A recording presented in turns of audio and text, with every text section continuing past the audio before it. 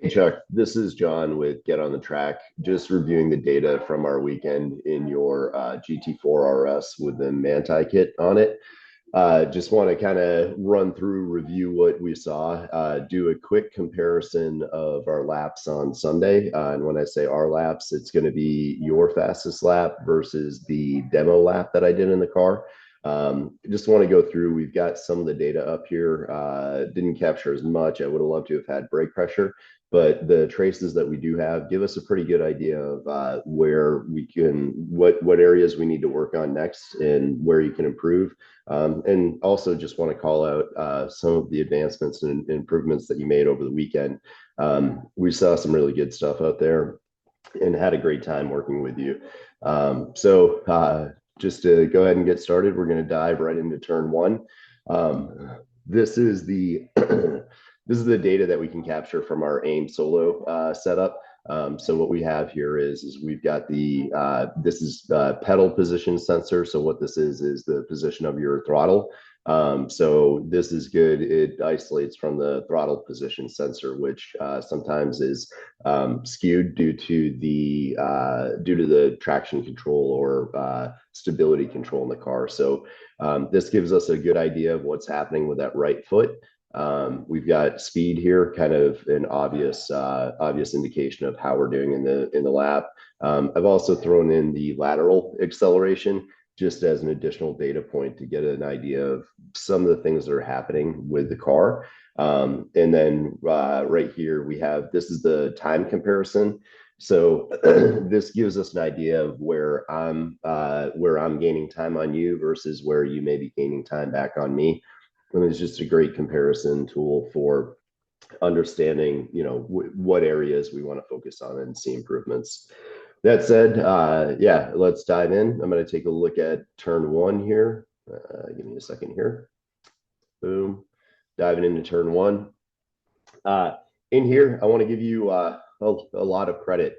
We were seeing some really good gains here over the weekend. You're getting pretty solid with that braking point if you look. Just to be clear, I am the blue line, you are the green line. And so right here, you outbrake me. Your braking point was a little bit later, did a really good job with that. So your initial brake input, really good. But what I want to call out is as we're coming through and leading into that braking point, we're going to zoom in a little bit here. And we were talking about that macro, micro, in the braking component, right? So this is our macro component. We see some pretty heavy braking going on. And in my blue line, what you see here is the difference between you and I is this is the transition that I make. And it's pretty subtle, right? But this is the transition that I make where I start recognizing that I'm getting my speed down to where I need it to be for that entry speed. And I, for lack of a better term, I'm leaving a little extra here, right? This is where I get the additional energy in order to be able to rotate that car with a little bit of brake pressure, right? So versus here, we see you kind of fall off. This is an indication that you're coming off those brakes. And then we're actually seeing either this is likely the result of the steering input versus more brake pressure. And honestly, I think going back to it, I can get confirmation here because you weren't left foot braking. We actually see you engaging throttle here. So I'm just calling this out. This is that trail braking technique, right? So I'm continuing to carry some brake pressure here, and I let up in order to be able to maintain energy here. And then I actually my minimum speed in the corner is slightly lower than yours. This is the old mantra, slow in, fast out. I give up just a little bit more speed on that entry to get the car turned. And you can also see by doing that, by carrying that trail braking, I'm able to generate slightly more lateral G's here, right? So I'm carrying, I peak out at like 1.3, and then I have a second peak this is likely due to the elevation change that happens right there of another 1.3. And that's me getting that car rotated in allowing it to come around, changing that orientation in order to be able to really get that car pointed down the hill and heading out. These track the racing lines that are showing up on the track map, understand that these get skewed a little bit due to GPS. So they're not always entirely accurate. But one of the things that you can see that I'm doing here is I think I'm creating, I'm going to use the term Ving the corner, where I'm getting a little bit more turning done at the apex. And you can kind of see this where you're kind of dragging it out a little bit and making a relatively big arc, which is, it's a good idea fundamentally, but in a car like yours that has a lot of power, Ving the corners means that we're allowing the car to use its power for a little bit more time. And that's what I do here. And then you can see how that happens here in our throttle trace, in our pedal position sensor trace. So right here, right, this is that parabolic curve that I talk about with my throttle application. I start applying the throttle a little bit before you do, and it just kind of creeps up. So this is that 1, 2, 3 that we talked about. And then I go 6, 7, 8, 9, 10, right? And the other interesting part is if you take a look here at the separation in the speed lines. So I'm like relatively it's, I would call it significantly faster than you, in that I've got 3 to 4 miles an hour on you here. Even though right here our throttle traces aren't too much different, I'm applying that throttle a little bit earlier, and I actually, and a little bit harder. And I also am willing to bet that because I get the majority of the turn done earlier, my steering is a little bit more open. So I'm not engaging that second brake pedal. So just some things to think about, right? Like, give up a little bit of speed before that apex to get turned and backside that apex a little bit more. And that's going to allow you to apply that throttle harder. In here, I want to call out going into turn 2. As we're coming through turn 2, visual reference, right? We want to be looking for the bridge. Specifically, I look at the stairs on the left side of the bridge. That's our entry to turn 3. So use that as your visual cue. But what I'm seeing from you here is I'm seeing pretty good throttle application here. To be honest with you, what I like here is where you're actually better off than me is I'm seeing a continuation of that throttle application, right? You're carrying some aggression here, where you're at 55% throttle application versus I'm at 33%. I could definitely have been going faster through there. But one thing to keep in mind too, as you come through turn 2, is if you need it, use a little bit more of that track out here. You can see I carry a little bit bigger arc here. And one of the things that does is, even though you carried more throttle here and you're actually beating me in miles per hour, I flip the curve here by carrying a little bit more, carrying a little bit broader arc, letting that car run a little bit further and getting on that throttle a little bit later, and using the acceleration of the car through there. Going into turn 3, one of the things I want to call out, right, and this is kind of cool about the GPS track map. Remember, when we see this white wedge on the entry to turn 3, when we see it, when that comes into view as we're coming around here, that's our cue to start bending that car to the left-hand side. So keep that in mind, and just keep that in mind. The other thing is we've got a relatively good visual reference point with the TV screen that's right here. So we don't want to bend the car all the way around here, but if we can start looking for that, it gives us an idea of the direction that we're heading in as we're coming through turn 3. So it gets our eyes up and focused beyond that red and white curving.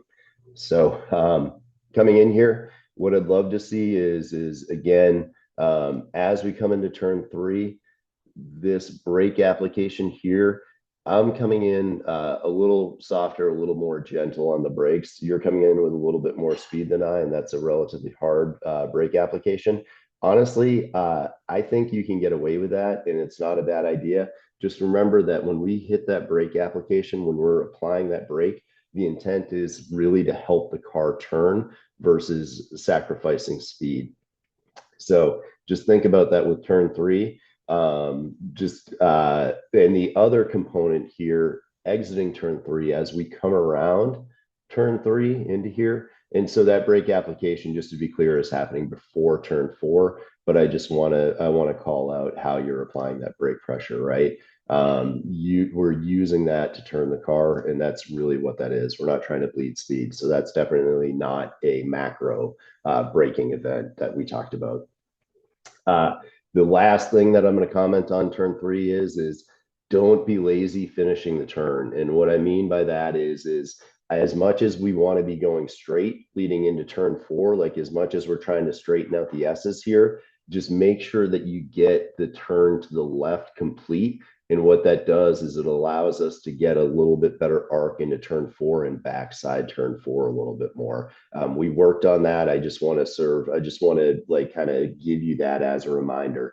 So just remember to finish that turn for turn three. So make sure you, and what I mean by that is your steering input is going to continue up to the point at which we come across where we finally leave the red and white curbing. Hopefully that's a good visual reminder for you, but we need to carry that input after or just shortly after that red and white curbing. We cross the red and white curbing on our left-hand side. All right, start zooming into, we're going to start dialing into the S's here. So again, we had that turn four braking event. And I'm going to here, sorry, sometimes it takes a little bit in order to be able to dial this in and tune it in. Cool, excellent. All right, so this is our turn four braking event. Again, on turn four, one of the things I'm going to call out is I want you to be, I want to make sure that we continue the arc and finish the arc on the backside of turn four. And what that does is sets us up a little bit better for turn five. I don't think I used the phrase too much. I think I did it at the start of the day, but we talked about this being breakfast, lunch, and dinner. Get that one from Scott Dolahite.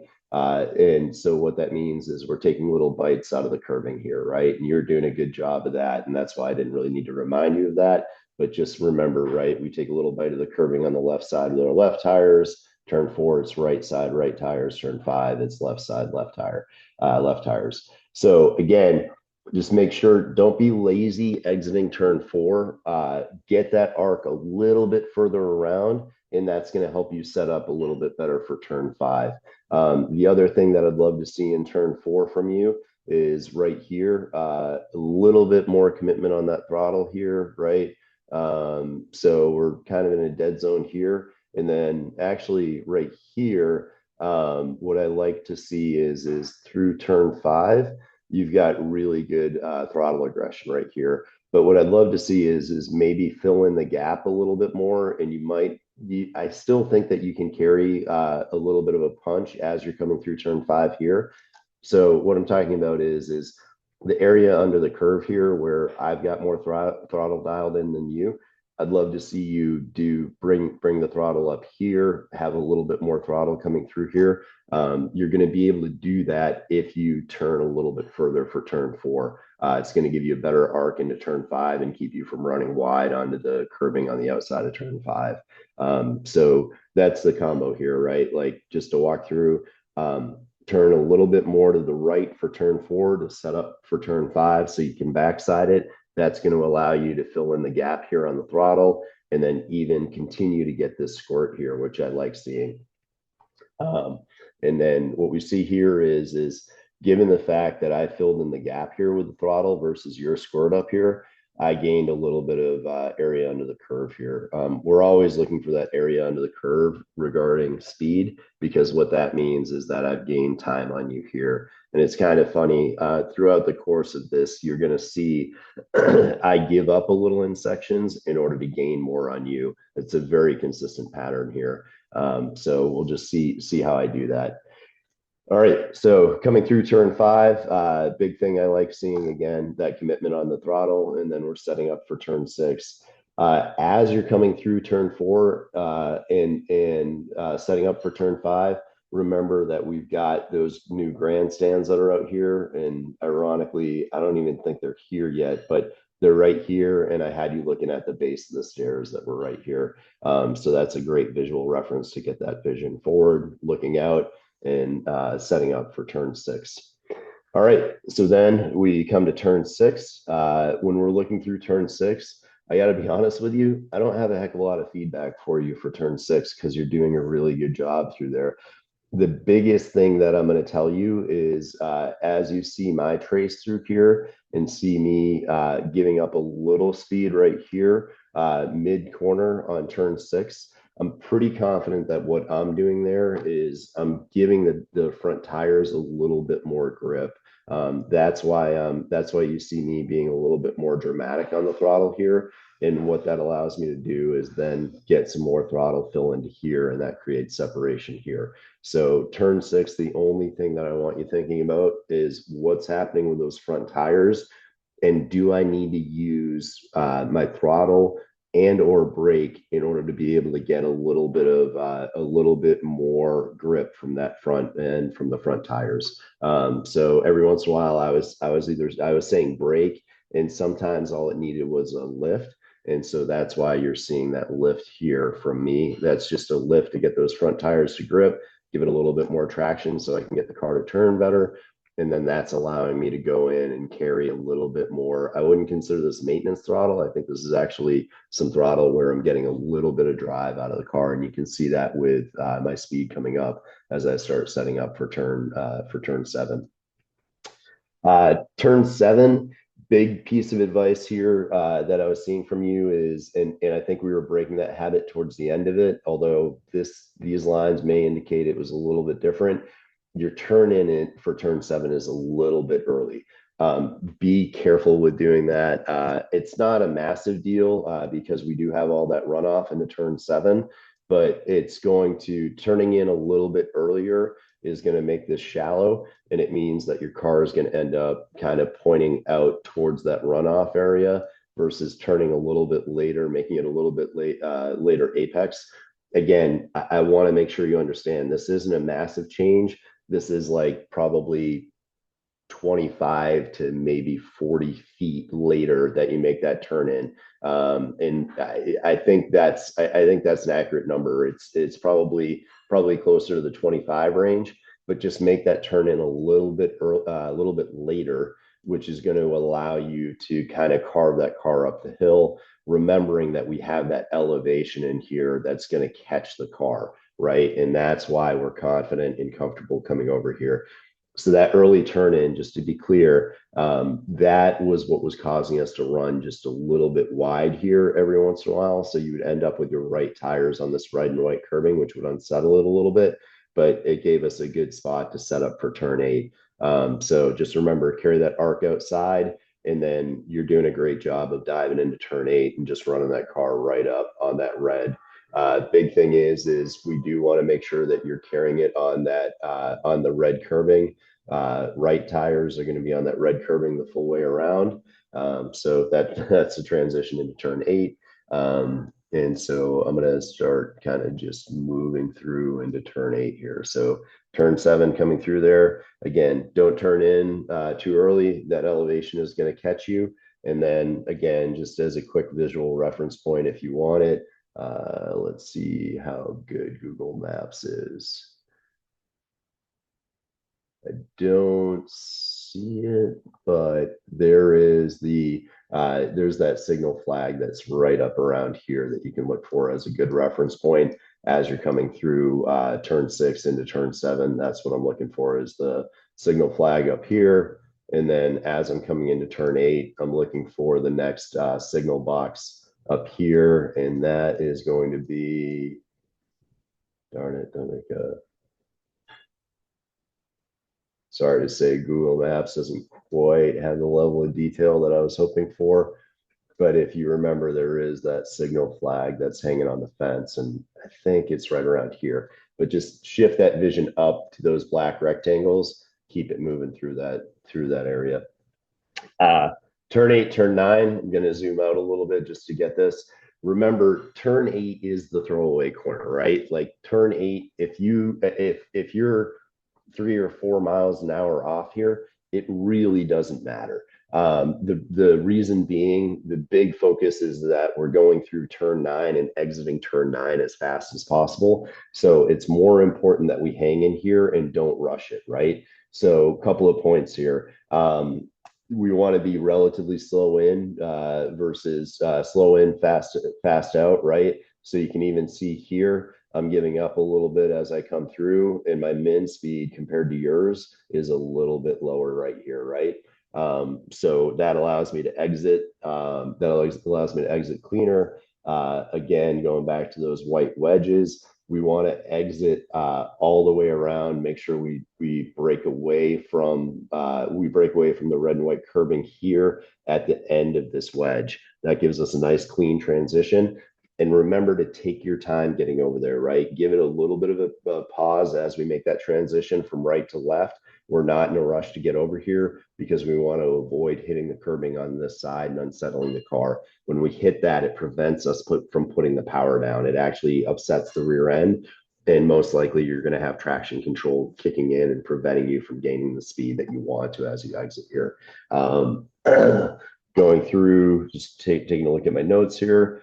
Turn 8, remember this is a macro braking event, right? We need to brake hard in order to be able to get the car to hook up and hold that corner and keep it on the inside paint rather than having it bump up against this curbing here. So just keep that in mind. Finally, yeah, don't rush the transition. And then for turn 9, what we're going to see here, your throttle application is pretty good here. We're seeing you roll that power on. It's pretty much balanced with mine. Coming up to turn 10, the biggest thing with turn 10, again, that's our blind fast sweeper coming over here. If my 250 marker is working for you, please use it, right? Like come up with what you need in order to be able to in order to get your eyes and your vision moving down that course. I do really like that 250 marker. If you're using that, just remember when you see that 250, it's not a panic moment. It's more of just a nice, smooth, gradual arc. That turn in, right? Like you just ratchet that steering in very nice, very slowly. And then just keep that throttle down. Both of us are guilty of a little lift here. I'm less guilty than you are. But as you get more comfortable with that, that turn becomes a non-event. You don't need to think about it. You just wail on the throttle the whole way through it, and you know that car is going to grip the whole way through it. Again, I called it out during our sessions. Just be mindful of the curbing on the inside. You don't want to hit that too hard. Being off of that even just a little bit is probably a good idea, just to keep the car a little bit more solid, a little bit more planted on the ground, because that is a high speed corner. Doing the comparison between you and I, literally I've got maybe just I'm creeping up on a mile an hour more than you here as we go through that. And that's just because I was a little bit more committed to the throttle than you.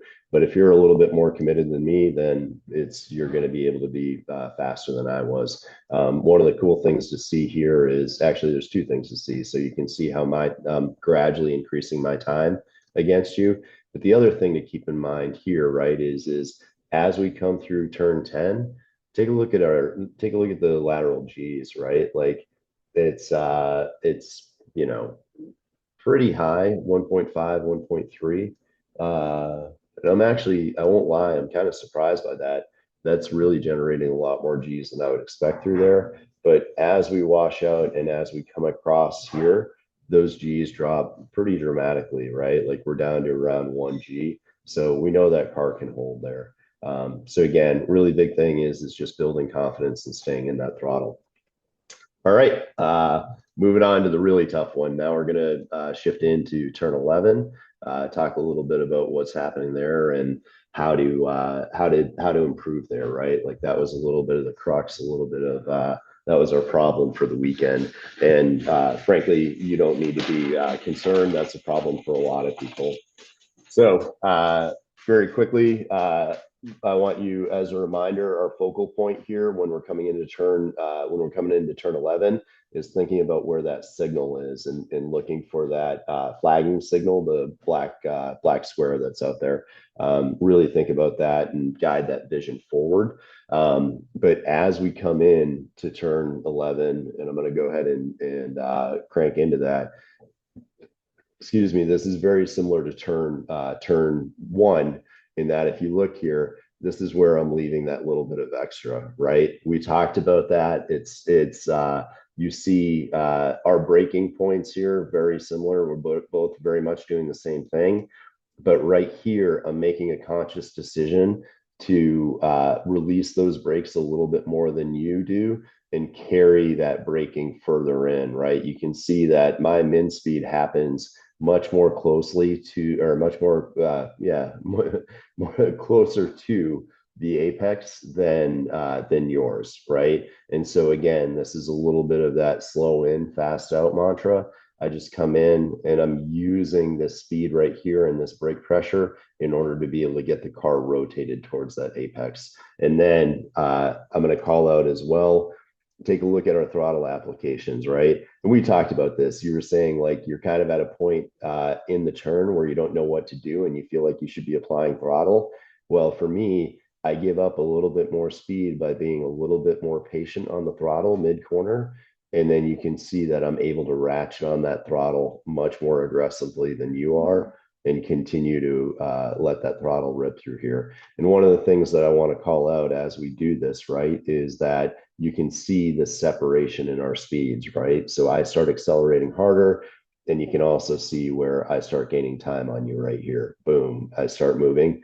And then something weird happens here. I know for one thing, unfortunately, we don't have the video. So I know that there was a car in front of me that I overtook. So I should be accelerating. I should be gaining speed on you over the entire course of the back straightaway, but I don't. And I'm almost wondering if you, I actually, I was going to question if there was a car in front of you that was giving you like a slipstream, but I think this was more of me laying off because I knew there was a car in front of us and waiting for the point by. And actually, I can confirm that. I'm just looking at my track map right now, and you can see that I likely backed off right here. Uh, I apologize. This actually confused me a little bit because we are seeing some separation or we're seeing a differential in speed here, and I guess maybe just my need to turn and come out and pass that car sacrificed a little bit of speed down that back straightaway. So anyway, I should be gaining time here the entire time with you, but for some reason I'm not, and I was a little confused by that. Um, that said, we can definitely see what's happening here. The impact of me overtaking that other car. You can see how it has a significant impact on the time differential between the two of us. I chose to kind of brake more gently, more easily in order to be able to set up for that inside pass, whereas you're doing a really good job coming into turn 12.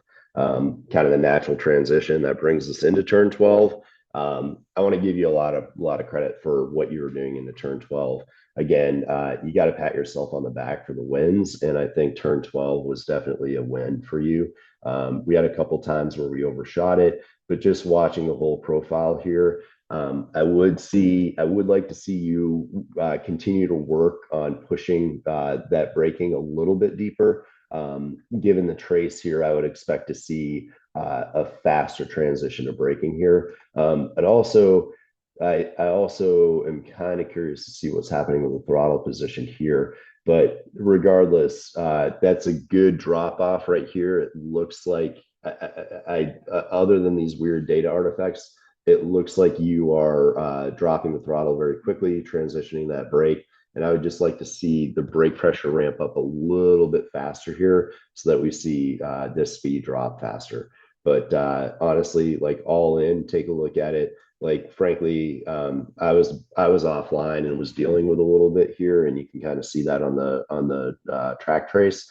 But I mean, effectively coming through here, you were faster than me, right? So you had higher mid corner speed, just really great line coming through there, and then carrying better speed than me into turn 13. And I want to call that out and give you a lot of credit for that.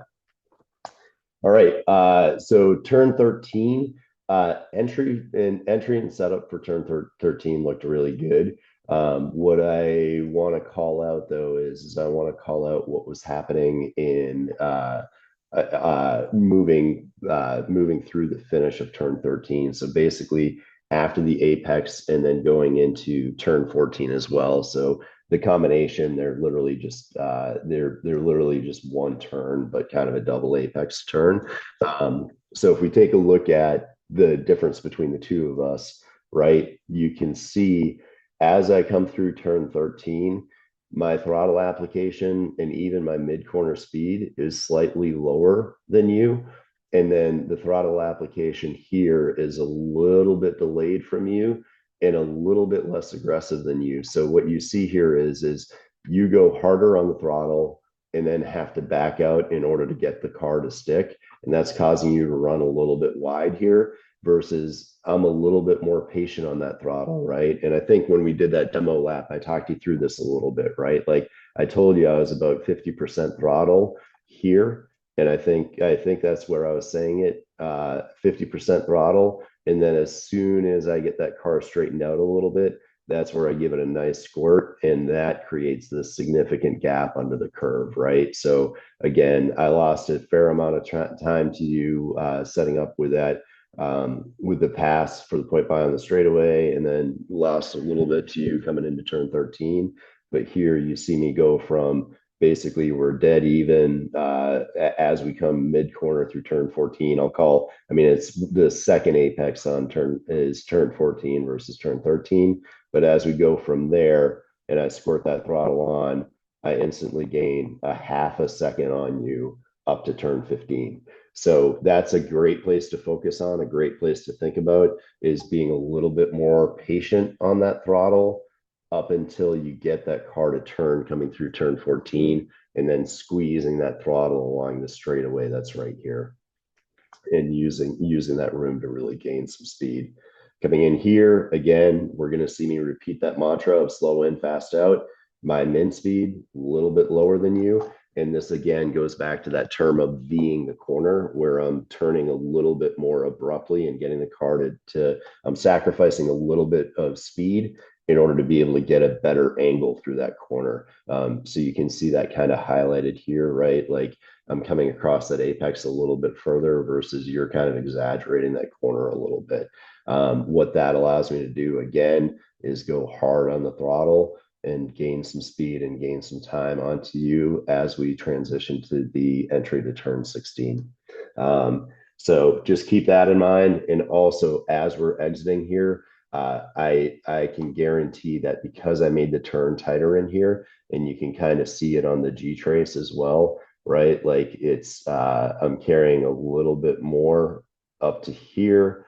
And then as that G trace, see how at you're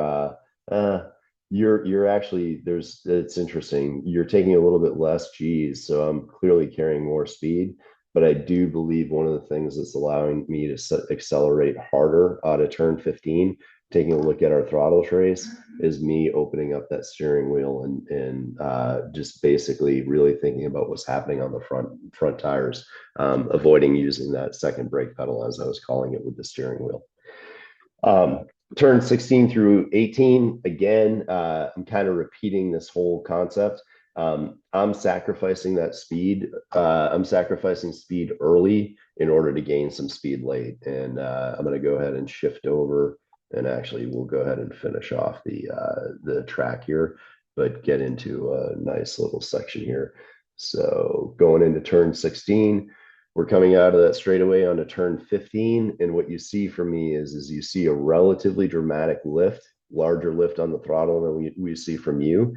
And what I'm doing with that is I'm allowing that front end to grip up to give myself a little bit more traction and sacrificing a little bit of speed here up to that first apex, right? And that's allowing me to get that car rotated a little bit further around, getting in a little bit tighter, carrying a slightly tighter line than what you were carrying there. Every once in a while, we were running out into kind of the trash that's on the outside of that turn. So I'm carrying a slightly tighter line than you.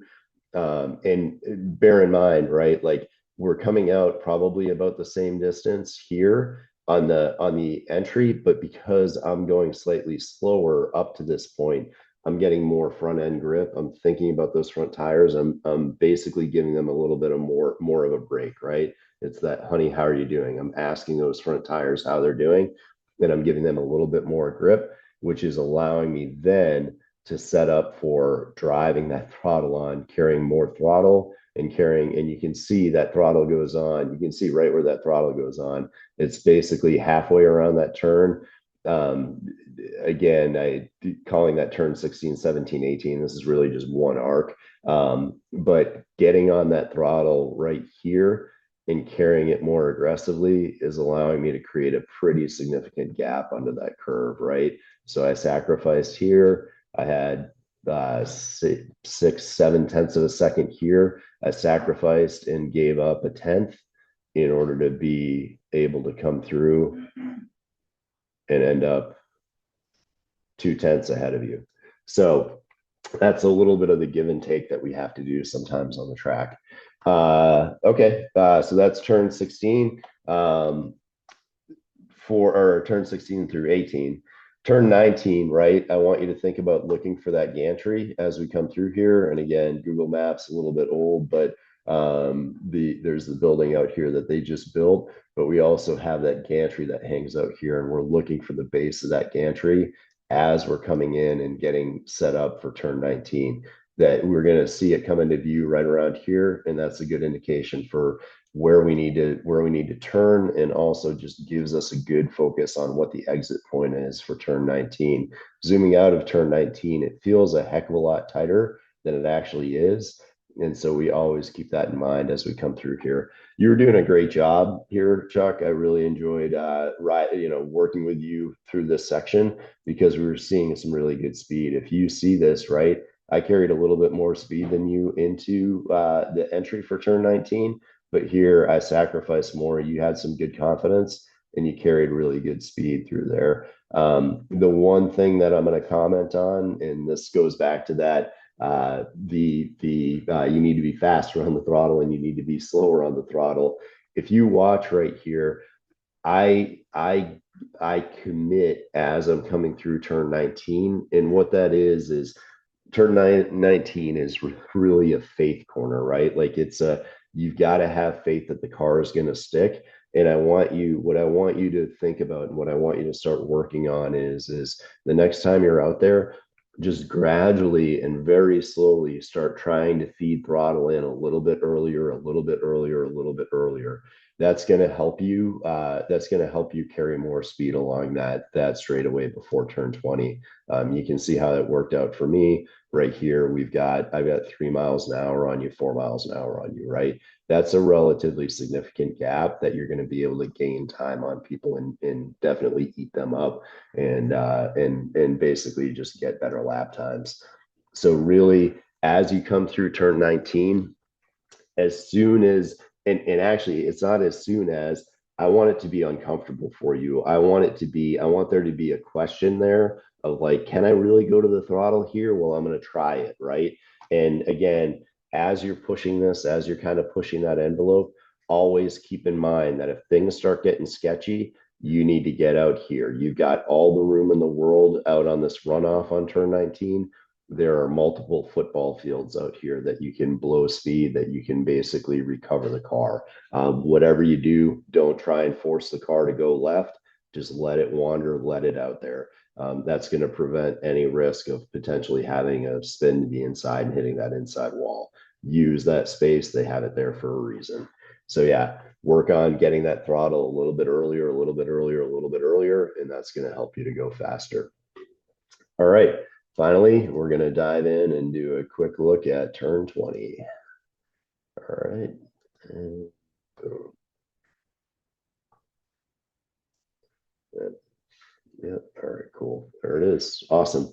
So turn 20, I didn't really see any issues here. Doing a fairly good job, I think, of trail breaking it in. I think the one thing that we were consistently looking for is just kind of dialing in that breaking point, the breaking marker. Don't overshoot it. Make sure you hit that apex, right? Also bear in mind that there's elevation as you're leading into turn 20 that allows the car to grip up earlier in that apex versus later. So just want to kind of dial in that breaking point, think it through. There's that white line there. I think that white line is maybe about where we were seeing that transition. Let's take a look. Boom. Yeah, I think we were breaking a little bit before that white line. I think that white line's a little bit aggressive. That's the basically the pit, the line that crosses the pit here. I think that's a little too aggressive for our braking marker, so I'm happy to see you doing that a little bit beforehand. You see here, doing a great job getting on the brakes. I think I'm just carrying a little bit more speed into this, and then not quite um, not quite, like everything is on this trace is pretty close. I don't have a lot of advice here other than just getting a little bit more comfortable and getting those eyes up and through. We want to be looking for, and I think this is the one place where I actually get to see it, but we want to be looking for that flagging, the signal, the flag signal that's right there. That's going to help guide those eyes and make that exit a lot better for you. So overall, really good for turn 20. It's just a matter of dialing in that breaking point and getting that car to turn. I know you were frustrated with it, but overall, you're getting it dialed in. I think, the biggest crux for you right now is turn 11 and working on that and just figuring out how to leave a little bit of extra. And then we talked about with turn 2, staying committed on that throttle as you come through there. But yeah, review this if you need to. Please use it. I hope it's helpful for you. And I also, I'd highly recommend taking a look at it before you go back to COTA. Hopefully, you'll get some insights on how to improve. So, on that note, I just want to say thank you. I really appreciated working with you. The car was beautiful. Had a great couple of days with you, and look forward to catching up with you again.